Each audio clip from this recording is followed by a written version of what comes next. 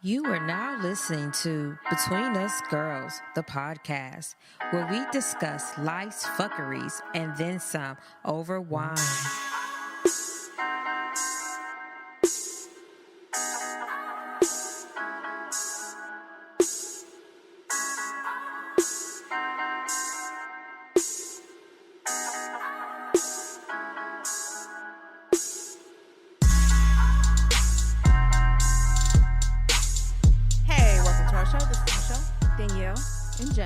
And this is Between Us Girls.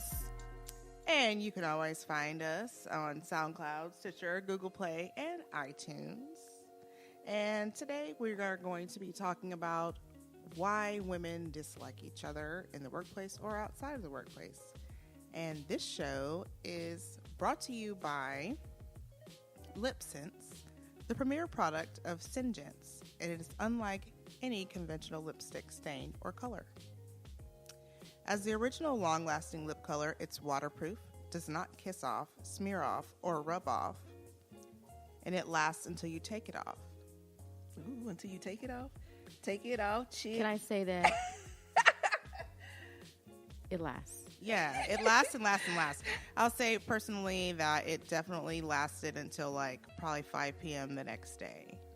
Like I was wearing sweatpants, a t-shirt, And a bright lipstick. a raggedy bun in my hair, and this full mouth of color. I looked completely ridiculous. So it definitely does what it says it's going to do, and you can create your own color palette by combining colors from over 50 shades. There's also a money-back guarantee on all orders. So what we want you to do is we have a distributor. Her name is Amanda Corbin, and you can go to Facebook and search All Things Beauty in the public groups. It's a black and gold. You'll see it. You tell her that you got the word from Bug, Between Us Girls, and you get 15% off with the code Between Us. And we'll also put this info in the show notes. So check that out. And you can also get details on how to become a distributor. Yeah, if you want to make that money, girl. And then you don't have to take it off anymore. You don't have to take it off? What did Cardi B say? I don't have to dance no more. I got money moves or whatever. Oh, yeah, I got money moves. Oh.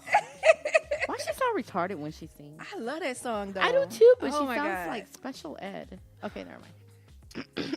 She got them red bottoms, them bloody shoes. Blood shoes. Oh, God. Aw. I'm sorry. But people seem to like that song, though. I like it actually, but I hate how her mouth looks like when she's singing. She really can't help it. I mean, I appreciate her having her teeth fixed. That's all I'm going to say. Oh my God. So, this week we have a fan of the week. Last week, fan of the week, we did not have fan of the week. This week, we got fan of the week. Kyle Booker, a.k.a. Kent Chalet. I don't know. What the hell is What that does name? that mean? I don't know where he come with that name from. Like, I don't even know. You know Kyle is weird as fuck. He's so fucking weird. But we love you, like, real talk. Kyle, you are loved.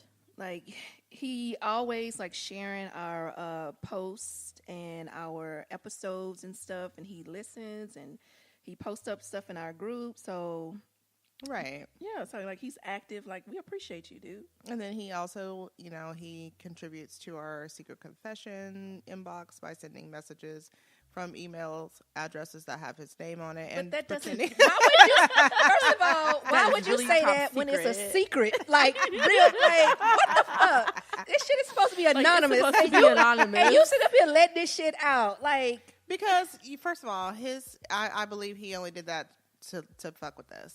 He was giggling while he typed it. I don't even believe what he said, but anyway.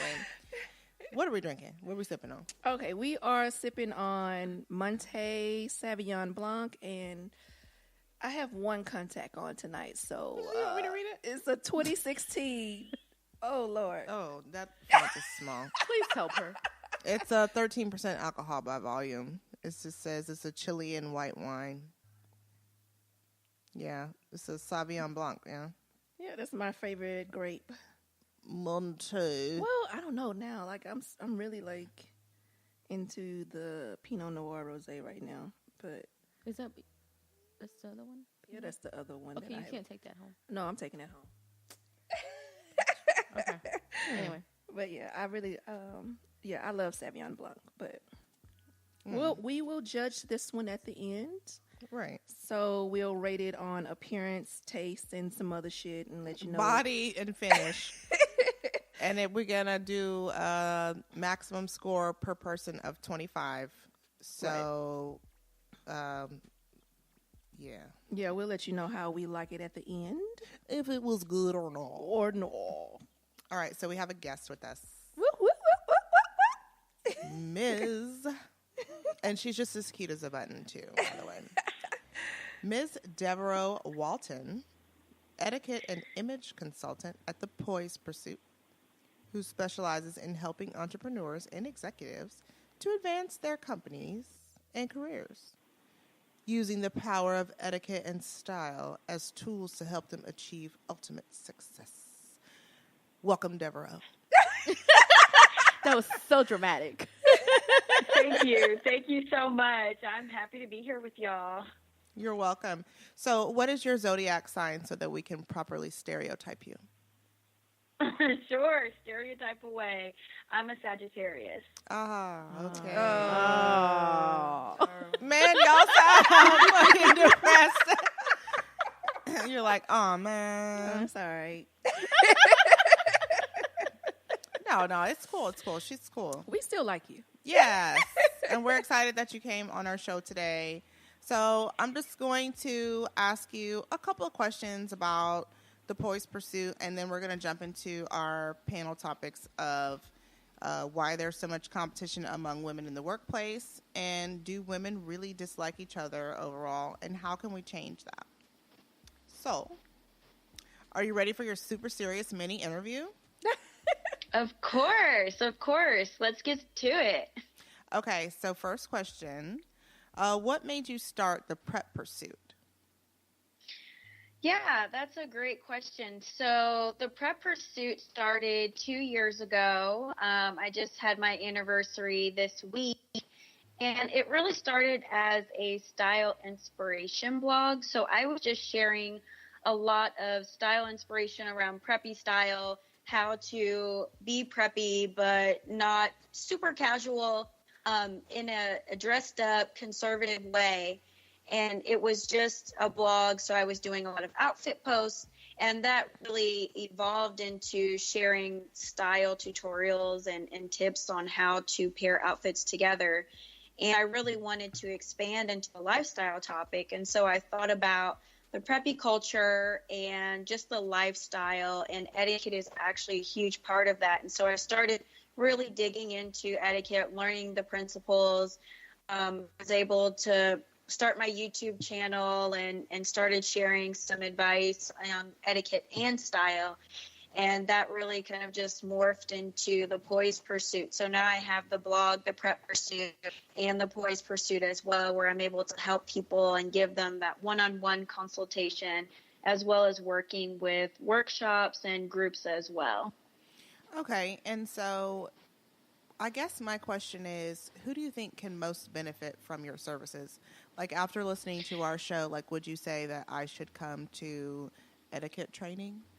Probably. You know, it's so funny being an etiquette coach. Usually once I say that, someone's immediate response to me is, how am I doing? Or how am I dressed, when they know I'm a stylist? But it's really no judgment zone. So unless I'm offered or I'm working with a client, I'm not going to be scoring someone on their appearance or their mannerisms. But my ideal client is someone who has either recently launched a business or is really just going through a transition in life, looking for a new job. Maybe you just lost weight, you just had a baby, whatever it is, and you're ready to just kind of hit the refresh button. You want to refresh your style. You want to go to the next level. And etiquette and style is a way to do that, to really increase your presence and increase how people are perceiving you, which does make a really big difference in the corporate environment. What about transitioning genders? That is... Oh, my God. What? that is. Well, you know what? They might need help probably too, much though. more. That's probably a pretty common occurrence. That's not something I specialize in. I really more so focus on the corporate, the business side of professional dress, professional attire, and then personal style on the weekends. But I primarily do help women. So women that are maybe in their 20s, 30s, or 40s and are just ready to take their life to the next level. Well, she said like in a Yeah. transition. That was my thoughts. I mean, I think Danielle asked that simply because we see people talking about, like Caitlyn Jenner, for instance, and they're like, man, I don't feel like she's committed to really looking like a woman. So I guess it's like someone with your expertise would be able to help a transitioning woman, you know, to look her best and really look as feminine as possible. So I don't even know where I'm going. You trying with to this. clean it up for me? Yes, Like, I'm you trying really to fix it.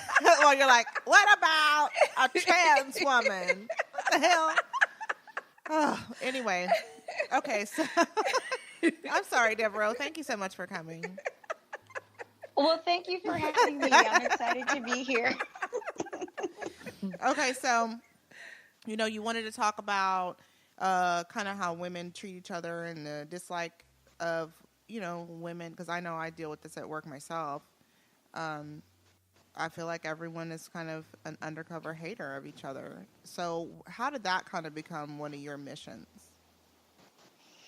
Yeah, it's actually a really common situation, and I don't think it's intentional for women to be catty towards each other. But what tends to happen, I think, the more that women are going to higher positions, they're climbing the corporate ladder, they feel like there are less spots at the top available. So you're vying for these selective spots, and it's a competitive nature where I think your guard goes up.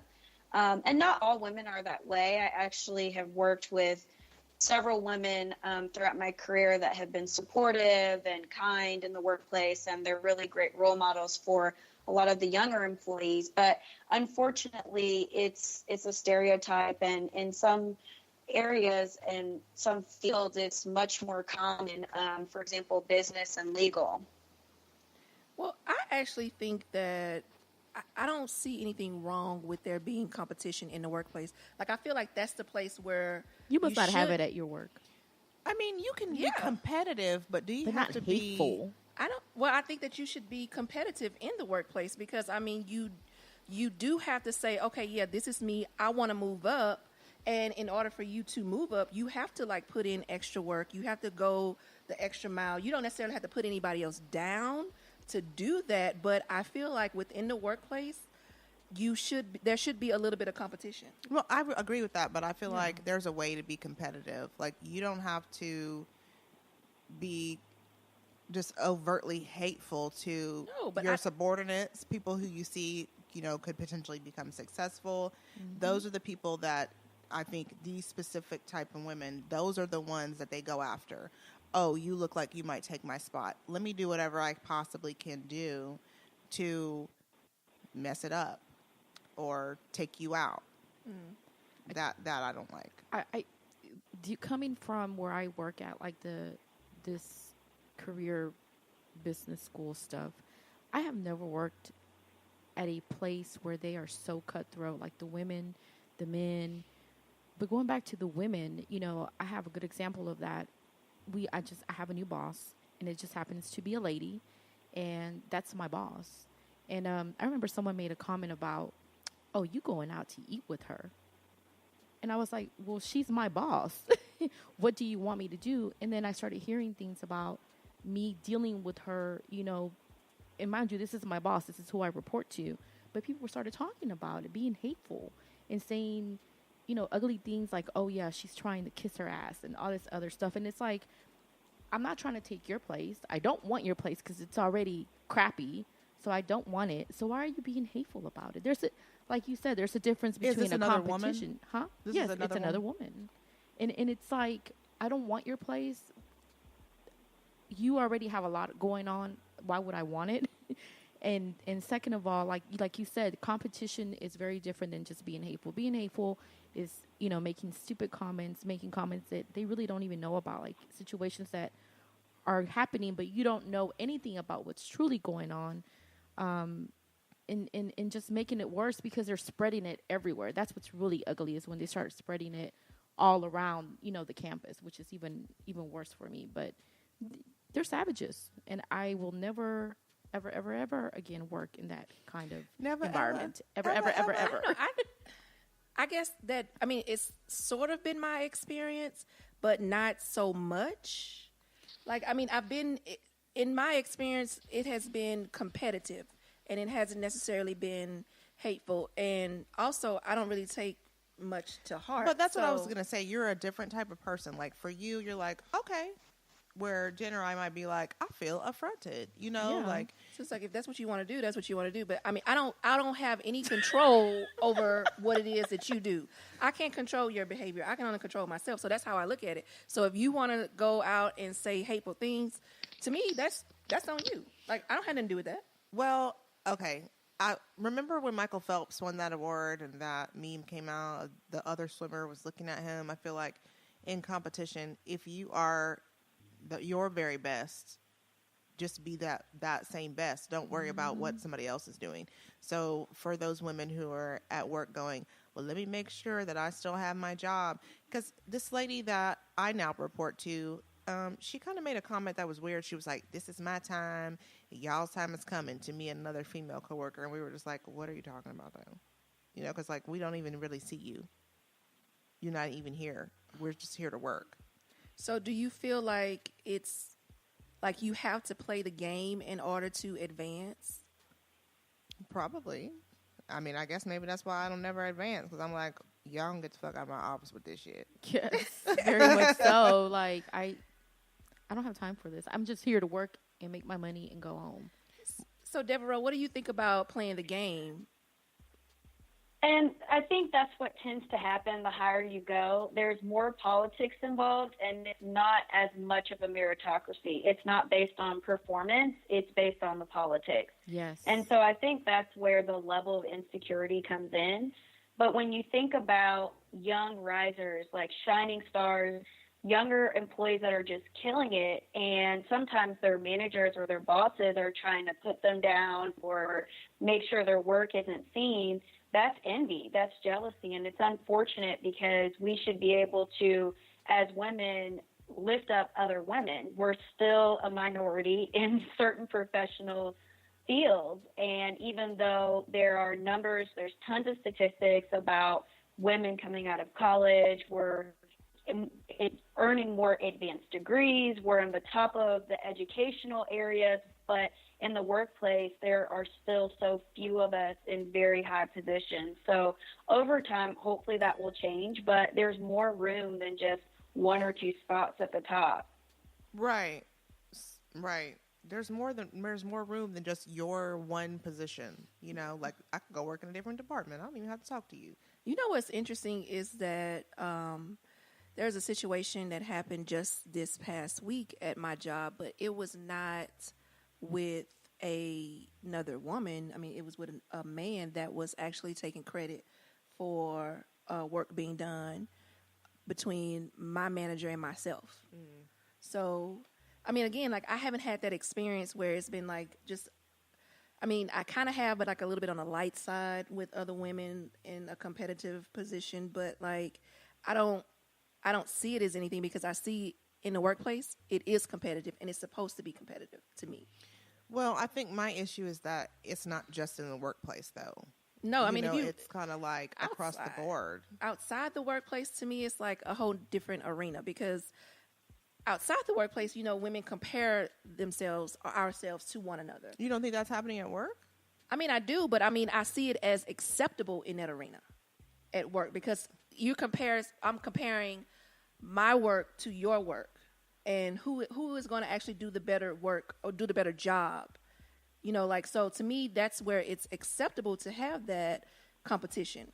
As far as outside of that, like as far as looks, all that's looks in, how you dress and, where you go and how you have this bag and these shoes and, whatnot. Like, to me, that's like all relative to taste, right? But when you have work, it's actually like, do you have the numbers? Are you performing?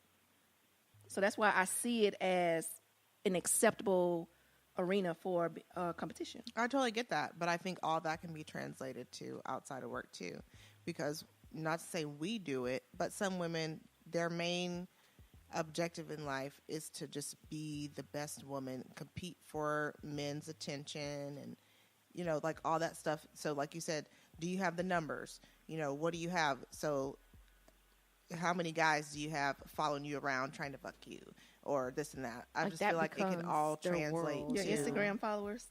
The IG models. How many IG followers do you have? Yeah. So Devoreaux, like, what do you have to say about how that translates to outside of, the workplace? Yeah, unfortunately, social media, in my opinion, has really done us a disservice because people are just so superficial.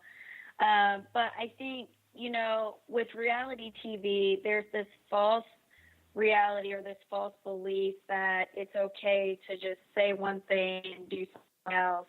So that just keeps getting reinforced in society. But I think in terms of being competitive, just like you said, it's all relative. So what someone likes in terms of their look or how they carry themselves or where they're eating or living on the right side of town, somewhat depending on who you're talking to, what you have going on is either a good thing or a bad thing. So it's like, how are you measuring your standards and your self-worth? And I think that really, it starts in you, because if you're trying to please everyone else, you'll never be able to accomplish that. Mm-hmm. You'll never be happy either if you're trying to please everybody else, because you're not filling your own cup. Right. Yeah. That's so important. I feel like we're about to get off topic, but I love that. Yeah, that's so important. I don't want to talk about self-love again, but I think like she said, it's just like, how can you be comparing yourself to the next woman? Because we're not the same. It's just like comparing your life situations to, like, let's say, because none of us are married. Someone who's married might be like, oh, well, that's a shame. And then make a comparison between their life and ours. And it's like, we don't live the same life. We don't have the same ideas or things like that. Well, to touch on the married thing, a lot of married women, like, they act as if, they are like the cream of the crop. Like they're better than the single ones. Because they're married. And that's that competition thing. And so and it's like, oh, look at you, peasant. You're unmarried. You're unmarried. You're a peasant. Oh, you're no not man married. has come to Nobody claim you wants yet. you. Nobody wants you. Yeah. What's wrong with you? Because you're not a fucking lady. That's what's wrong Right. with you. You're unclaimed and unnamed. Ass just out here in the street. Your eyebrows look like that. Like, You're unworthy of marriage.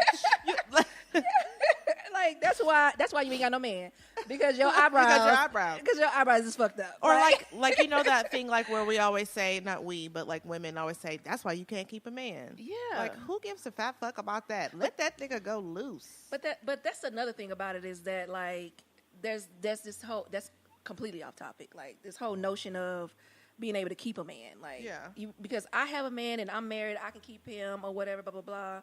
So that makes me automatically better than you because you're single and you're going through guy after guy after guy and nothing is working for you. So, you're a slut. Yeah, and I'm better than you. Then you start hoe shaming because women are just hoe is life. Women are very hateful. But you know what I don't understand is like some of those same married women have affairs. And they're unhappy, right? So, like, you're talking about somebody who's unattached. But they judge you because like you're unattached, and it might be envy too, because they're like, bitch. But married people want to be single. Single people want to be married. The grass is always greener. Yeah, on the other side, always. Right. Yeah. So, what do you think we can do to like kind of stop that narrative? The competitive, just overall, career and outside. I really like the point Danielle made. I think competition can be healthy, and it's something that you use to strive for success. you should be competing against yourself first and foremost. But, looking at other employees or other team members or colleagues, you can try to do different things, not necessarily to compete directly with them, but to make yourself stand out. So if you think of different fresh ideas or what you can do to maybe go above and beyond the job, a team I was recently working with, they had to do performance reviews, and a lot of the employees just noted down their responsibilities and tasks. But when you're able to do your job plus more, you're probably going to be seen in a much more positive light. You'll get the promotions, you'll get the opportunities for the projects or assignments that are a bigger deal, and they'll have more visibility. I think another thing we can do as women is to give back. Find someone that you can mentor if you're in the position with more experience. And if you're looking for a mentor, just be humble when you're reaching out. But I think as women, when you can find someone that you can relate with, that's the best mentor that you can probably have in your career overall.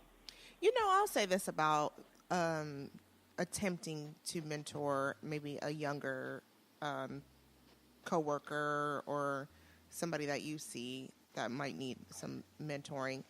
A lot of times they get defensive. Like, I don't need you to tell me how to do anything. Like, for instance, there was a girl I work with that I was like, you can't really do that. Kind of like what happened in Insecure last season when Molly tried to talk to the girl in her office. Oh, and yeah. she was just like, code switching. Yeah. Why you hating? They like what I'm doing. And she's like, but I'm really trying to help you. So it's like a lot of the times, you try to, I'm not trying to counter all your points. I promise. But a lot of time you run into that too, is it's like, okay, so at what point am I able to offer what I know? Because I've been through it already. I'm trying to help you. I think that's more of that, she's trying to compete with me theme. Well, to that point of Insecure, her stance was, this is how I spoke in my interview. They accepted me like this in the interview. This is why I have the job. So now, why would I change who I am when they've already accepted me for who I am? So I get her point in Insecure. So it's like, I was talking hood in the interview, and then so you think I'm just gonna magically switch up when I get here and I'm gonna be a different person? Like, no, this is what the fuck you bought. So hey, Danielle. But it's like, so to the point in Insecure, like, I mean, I get her stance for being defensive in that situation, because it's like, this is who I am. They accepted me. I think one of the things also that, like, I do, like I said, it's been a lot of flashback with this new boss that I have. She's much older, and every time I see her, I see her like my mom, actually, which is really weird because she's much older. She's in her 50s. But one of the things that I do like to do, like you said, mentor. I'm not a mentor, but I do talk to them about what she likes and what she's not going to tolerate. And I think one of the things that I try to get them to do is to be positive about what they're doing with the company, who they're working for. And then I also try to explain to them and help them out as far as, how to do their job to where our boss is not on them like that, and instead of telling them, oh, you're not going to succeed, because she's very cutthroat, y'all. Like, I'm serious. She's very cutthroat, but I want them to succeed, as they have jobs, they have kids, they have mortgages, rent. I don't want anyone to fall. So my thing is, I think one of the things that we can do as women, is share your best practices that you have at work as well, and see if it can work for them. And that's what I do. I try to, at least, because you do get some to be like, I don't need your help. But you know what? I'm just wondering, like, how do you balance that? Like, how do you remain competitive at work and also try to help your fellow team member? Just always do more than you're supposed to be doing. Right.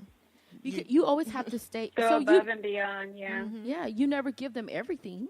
No, I'm not even saying that. Teach these people how to do the job. But you learn more. Like, you have to then say, okay, well then maybe you can help me. Yep. I'm not saying create a subordinate, but now you have a little bit of a backup. Yes. Hey, do you think maybe you could do this while I go do X, Y, Z? Like, I have a lot of responsibility at work. I complain about it regularly, but I have a lot of responsibility. And one thing I learned when I was in my 20s, I was working at a law firm, and I was so overwhelmed. My boss was like, well, why didn't you tell me you needed help? And I was like, well, I don't know, because I've just, I've always been the type of person to just do it myself. So he brings in some help.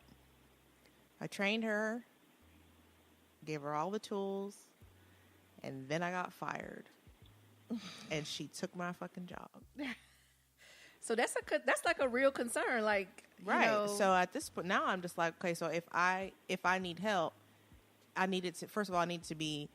I mean, it wasn't even valid at the time. I would think I was just fucking off or something. I don't even remember. But if I say I need help, I'm going to say I only need help until I get caught up on X, Y, Z, and then you can get your ass out of here, and I'm going to do my job. Yeah, I think going back to the point you mentioned, Danielle and Jennifer, around like giving advice and helping someone else, I think it's based on how you're framing the conversation. In Insecure, if she had maybe started it out by saying, this is what you're doing well, these are things that you're really just hitting out the park, start with praise. And then give a little bit of the feedback or the constructive criticism, and then end with praise. So that's a really great way to give feedback as well. But I think someone will be a little bit more just open to hearing your ideas and suggestions if they hear what they're doing well first, because then you're like hook them in. They're listening. Yeah, I love the sandwich method. I love it. And Danielle's always like, I don't know how to fucking do that. I just say shit. And I'm like, no. I just get straight to the point. Like, I don't have time for all this extra. If I got to think about it, like, I'm really going to make But why would you have to think about saying something positive and nice? You have to think about the nice Danielle, things. Yes, I do. We're going to do the sandwich exercise with you. Okay? Like, she's looking like... She's looking like, what? Okay. I love, love, love that you said that. That is so dope. And then, they also have to want to be able to receive it. Yeah, they want to be able to. Yeah. They have to be receptive. Exactly. Because some of them do not.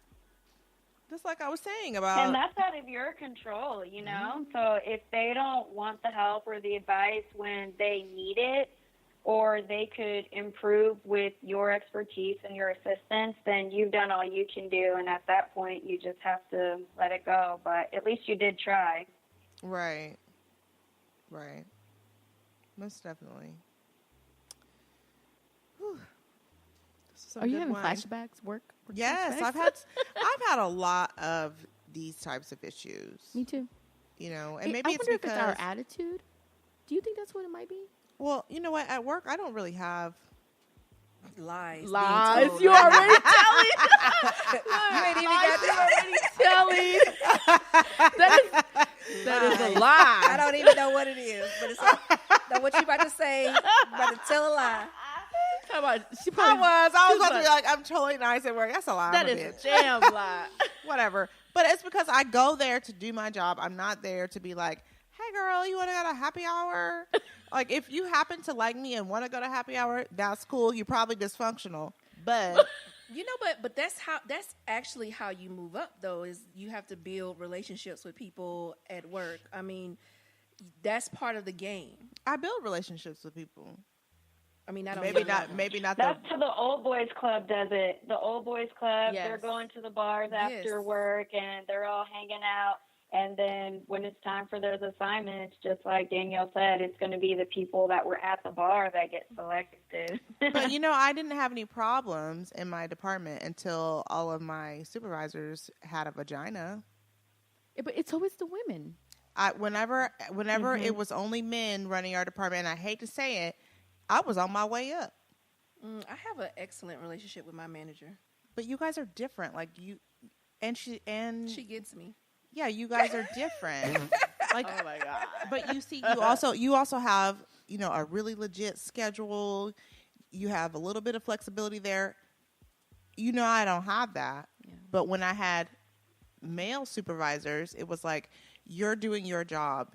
Your job is the most important thing here, and it's getting done. And now it's like, So I saw that your eyebrows ain't tweezed correctly. I need you to sign the policy on appearance. So can I say that male managers, supervisors, whatever you want to call them, they really have a tunnel vision. They don't look at everything and pick apart little things. So their focus is just get the work done and we're good. When you have a female manager, supervisor, whatever, she looks at everything. That's just so different from my experience. Really? I promise. Because you need to go work ignore with you. things that are happening around No, you. I'm saying like, well, okay, I would say, no, not even that, but lies being told. no, I would say one manager that I had in my early 20s, like, she was extremely rude, but once I checked her, we were But you just A-okay. got to build relationships with You people. do. You do have to build relationships with people. I built a relationship with her manager. And But I'm saying that because I haven't done anything different than that, though. yeah, but well, what I was actually going to say was that my experience has been different in the sense of having a female woman manager and they pick apart everything or like nitpick or look over everything or whatever versus a man manager. Now, I've had one or two guys that have been my manager, and they were pretty lax. And the rest of the women, like one woman that I had as a manager, she was a complete hard ass. She didn't take any fucking shit, and she would cuss you out on a drop of a dime, straight up. But you got your shit done. Like she respected you when you got your shit done and you went above and beyond. So there was always that. It's like, okay, I know that I have earned this lady's respect, and if I do something fucked up, she's gonna call me on it. See, So but you I gotta- wouldn't have a problem with that, though. Yeah, I don't. That's what I'm saying. That like, I would not have. I an don't issue have a with. problem with that. Like she's probably the toughest, sweetest. Fair. Yeah, she was very fair. Like when I had an issue with my nieces and everything, I told her about what was going on. She cut me a check in her office and was like, "Here, go buy them a bed." That's what I'm saying. Like I would not have a problem because it sounds like she's a good person, but she just don't want no bullshit. She's not gonna take no shit. She cussed out every fucking body. And that is how I like to operate at work. I'm like, okay, I came here to do a job. We all have our role to play. Let's do that so that we can cut out most of the fat. We don't need all this extra shit. But And that's why I have an issue with the sandwich method. okay, Because but, it's extra, the fat. but here's why the sandwich method isn't. It's not for you. The sandwich method isn't for you. It's for the person you're talking yeah. to, because you don't know how that person is going to reply That's to what you. Devoreaux said. You could be talking to somebody who's mentally unstable. You want to die today? You can try it. Oh, Oh my God. Devoreaux, she doesn't understand. I'm a thug in these streets.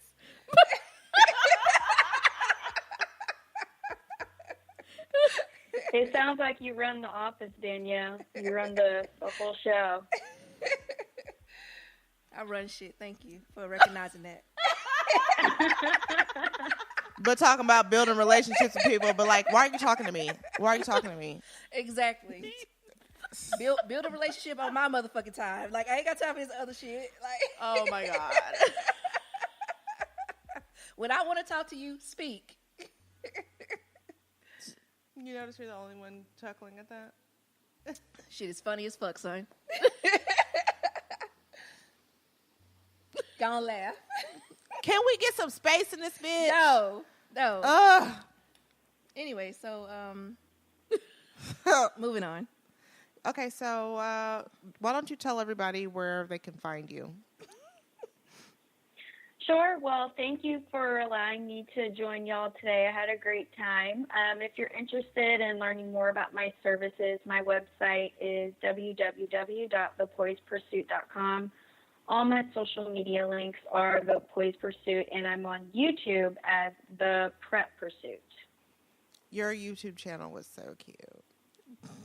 I was like, oh, Thank look you. at her. And the little background had all the props. I was like, see, this is how you got to do it. Okay, well, we appreciate you coming, and I will definitely be calling you for etiquette services because I know I'm a little unpolished, but it's cool. We're all going to enroll. We gotta get ready for TV. So hide your link from Danielle because I'm going to have to kick her ass. And how did everyone like this wine? It's got me a little bit warm. So I think I mean, we've been drinking it for like 2 hours. So, I mean, it's natural that we might feel a little bit warm. I'm going to give it a 15. Okay. Well. I don't like the citrusy. Yeah. Okay. Like, Yeah. It was a little bit too citrusy for me. I don't like those like that. So I would give it a 15. how do you tell if it has citrus in it? It tastes lemony. Oh. It's lemony, and you can, like, when you, like, the puckering of Yeah. the back. You can feel it right here. Like, Yeah, it's so it's like a little high on the acidity. I would say. Oh, yes. But it's not lemon. It's grapefruit. Yeah. Yeah, it says fresh citrus aromas of grapefruit and it is lemon. Grapefruit and lemon. Well, I say it excuse does me. taste lemony. Yeah. Mm-hmm. They stand out on the nose, light-bodied, persistent, and friendly on the palate. It'll be great in sangria. No, I'm not going to throw this one in the sangria. No, this is not I'm not gonna sangria throw this material. Hey, by the Yeah. way, Bar Louie has great sangria. I didn't know that. I never had It has a there. pineapple sangria that they have. You there. know what? I like them. Y'all know I like them, but I'm so sick of them because they're so overpriced to me. Really? I think that their prices are like fair. We paid $15 for those nachos. We could have got that at Chacho's But for it was like- $12. Okay, there's We a could difference between split nachos. those nachos, Well, though. nachos is better, But those nachos are for 2 people, so so it's basically 8 something. yeah. No, So 750. those nachos. I said what I said. The house is overpriced. Okay, but what's your score, Daniel? I give it a 20. I like it. I don't like it a lot. I do like the crispness. Crispness. Please. I don't know. God. It's a crispy. I don't know. I do like that, and it is dry. It is rather dry. It's dry. You like dry? I do. I like dry. I don't like. Ain't she dry? This is true.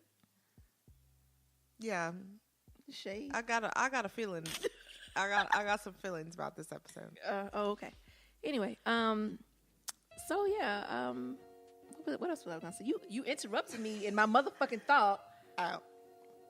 Fuck you. We were talking about how dry it was. Okay. You were talking about how dry it was. Whatever. I gave it a 20. Fuck it. Shit.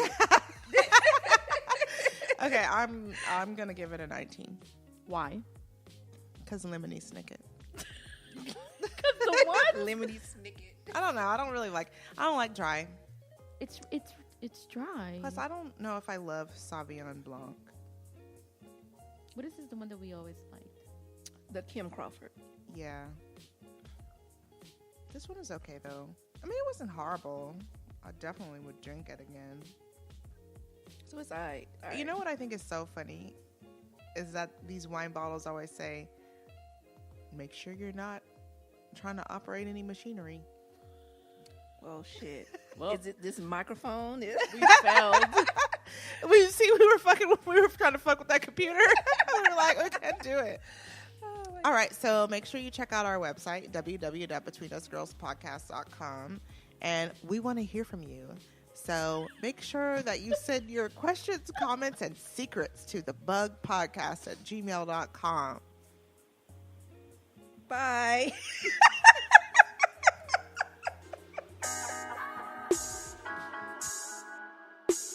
Thank you for joining us on Between Us Girls. But don't keep it a secret. Listen and share with everyone you know. See you next week.